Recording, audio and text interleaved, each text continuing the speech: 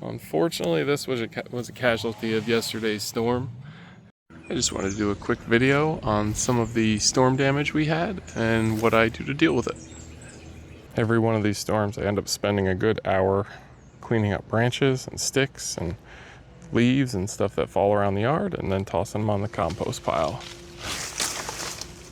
So as far as storms goes, last night was a pretty rough one, but it didn't do too much damage. We had to come out here at about midnight, my wife and I, and we stood up. About 100 trees got knocked over. Sometimes branches break, but there weren't too many breakages this time. Just 2 trees that got some good damage. Unfortunately, this was a casualty of yesterday's storm, and this is a Ponds Unknown that I got from Dan. I think I have a second one around here somewhere too, and it was growing really well, really thick, new growth, and it looked like it was going to put out quite a few figs this year, as you can see by those double bumps there. But it broke off maybe about 12 inches from the ground. I'll just give you a little idea of what I do when this happens, and this happens every year. We have storms like this every year that sometimes they take out trees, sometimes they take out big trees, and they usually happen between the middle of June and the middle of July. And what we get most of the time they're not actually tornadoes, they are microbursts, or they are downbursts, or straight line winds. We've had some really big straight line wind storms, and some of them take out many of these large trees that are everywhere. But this one, just a few. As you can tell from the background noise of the chainsaw going, that is one of my neighbors had a tree fall down in their yard. But nothing too serious, nothing on a house or anything like that this time. But all this growth on this Ponds Unknown, and this was rooted this year, what was it, in January? So that's some great growth from January. But it's all got to come off because there's no splinting this to make it survive. I'll be pretty careful about getting in here with the shears. I would still like to get that fig there in a couple weeks or months. So I'm going to cut right there. And the idea is to produce as clean of a cut as I can. And luckily here, there is one fig bump below it, and then this one fig that's developing here. But this will all branch out, and this plant will do excellent. It'll have so many energy reserves that are going into such a small amount of plant that it's going to grow faster than any other plant here. The one next to it is strawberry teardrop, and you can see how big the first year cuttings can get. This one was weighed down from the storm. Sometimes that happens too, where the storm saturates them so much and pulls them over to where they're basically laying on the ground. And that's really the only point where I start staking them. And this one I staked, and I used a little bit of those tomato tie fabric material to tie them loosely, not too tightly, and you want something that stretches. But I actually don't put a lot of energy into bracing these figs during the year. One of the reasons is when we get a big storm that is going to knock trees over, I want them to get knocked over. That sounds weird, but the little bit of disturbance to the soil that you get is a lot better than if I were to brace them too well, they would just snap off and break. And leaves on fig trees can be so big, they can catch so much wind that they are very prone to catching more wind than the age of the cutting or the age of the tree can handle. So with that kind of wind, when we get 60 mile an hour plus winds here, it would break a lot of stuff off. But it hasn't broken things off because they just fall over. You know, last night we had about 100 of them get knocked over, just of the big trees in the orchard here, in pots. You know, 5-gallon, 10-gallon, 15-gallon pots get knocked over. And then the process is, at night we came out here, we tipped them all back up and rechecked the irrigation on them. So that was another important part, making sure the irrigation is hooked up, because I have my irrigation timer goes off in the morning. So when it goes off in the morning, I want them to get watered. And if they're damaged, if the irrigation separates, I'll notice days later that this tree looks dry, it started to drop its leaves or droop. So try and do that all right away. So we got them stood up, and they're looking good. And I did stake a few more of them that I had than I had before. What is this one here? Edith's Raspberry Jam. Also another first-year cutting that's growing really well. But the tall ones with the really big leaves are much more prone to getting knocked over. This one here is crazy. What is this one? This is Capterat Hava, and this is also, believe it or not, a first-year cutting. It's enormous, but any of these ones with these enormous leaves, they put a lot of pressure on the plant, and I kind of want the plant to tip over if it needs to. Sometimes it can lead to breakages where they bump into each other, but I would rather that than spending all the time. Also, it's impractical with, I think I have about 380 pots here, with the large pots, and then the in-ground trees. So for this kind of storm, I did pretty well with just one tree. And what I'm going to do here is I'm going to break this up into, I don't know, maybe 4 or 5 sections, and then stick them all in one 12-inch pot with some soil, and 1 or 2 of them will root. That's usually what happens.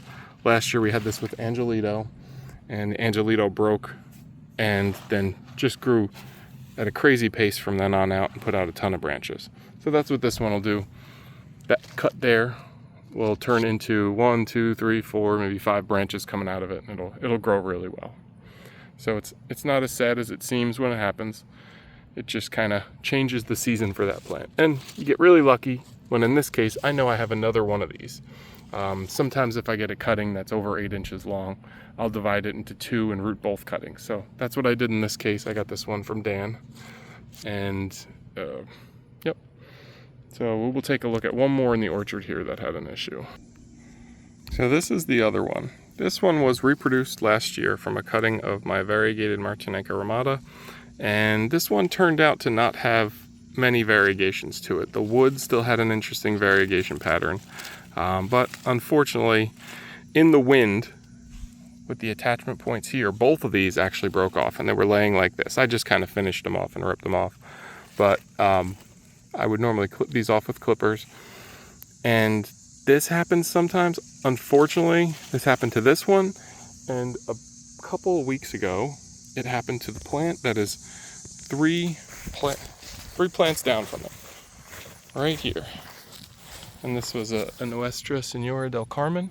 And this had the same thing happen just a week or 2 ago in a different windstorm.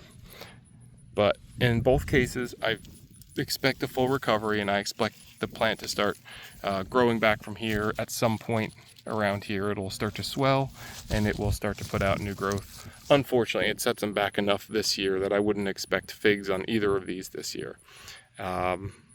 It just kind of happens sometimes, and it sort of tells me a little bit about the property I'm using here, because they're both on the same side of the property and they are on the same side of the orchard here. And there is an opening, a clearing right next to it that includes the neighbor's yard that I think the wind is able to pick up a little more speed without a windbreak. So sometimes a windbreak can be helpful in fig growing because the branches, especially early season, June, July, haven't lignified to the point where they're tough enough to handle it. Now at the same time, this tree here, which experienced no dieback this year, this Tina, which is doing really well, I was actually surprised this didn't break, because we got strong enough winds that all of this mass of leaves this early in the season I thought would have some sort of damage, but it didn't. Well, that's kind of cool. And we didn't have much more damage, just a lot of trees knocked over, a lot of ones that I had to pick up, and my wife helped me pick up and then recheck the irrigation. So we made it off. We got out easy this time. It doesn't always work like that, and we've had storms that were much worse than that before. So they're predicting some more storms tonight. Hopefully we get off as easy, or hopefully we don't get the wind at all. Last night's was weird. It was a huge rush of wind, 50, 60 mile an hour winds, and they were before the storm. We didn't actually get a lot of rain. We got all the wind that was breaking the tree branches and knocking things over, and it was still about 10 or 15 minutes before any of the precipitation came. It was very odd, and it happens like that sometimes. The front of the storm is usually the worst part. All right, good luck to everybody out there. I hope you all did similarly well, or even better, and didn't have anything broken or knocked over. While I'm at it, I'm going to show you what I would do with this. First step here is to remove all the excess leaf material, which is pretty much everything. I'm going to start down here, cut this guy off, this guy.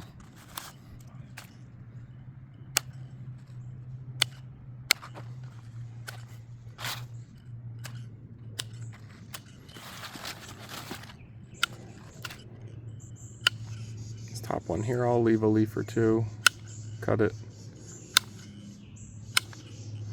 Sometimes with spring or green growth cuttings, I will leave a little bit of leaf material, but these leaves are way too big. They will draw the energy out of the plant way too quickly. So now I've got it like this. And then I'm gonna clean up the bottom node there. The bottom node was the part that split, so I'm gonna cut it right here to make a clean cut. And then I'm gonna go up a couple nodes, make another cut. Another couple nodes, cut there.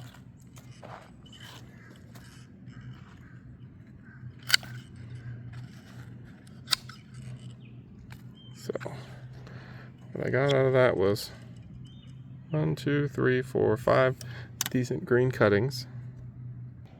And the next step here is I'm going to fill a container. This one is a trade 2 gallon. 1 gallon would be fine too for this. And I'm going to end up putting all the cuttings in the one container. So now the container is filled with soil. Got the cuttings right here. And I'm just going to push them all in. I'll usually go a little deeper for this kind of rooting. I don't want them to touch the bottom or anything, but just want to make sure they're in the correct orientation. And I'll give them each a little bit of room. Now these aren't all going to work out. They never do. But it wouldn't shock me if 3 or 4 of these survived. Shake the soil a little bit.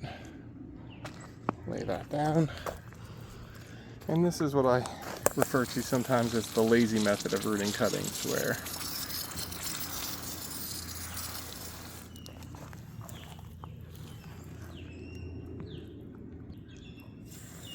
give them a good watering.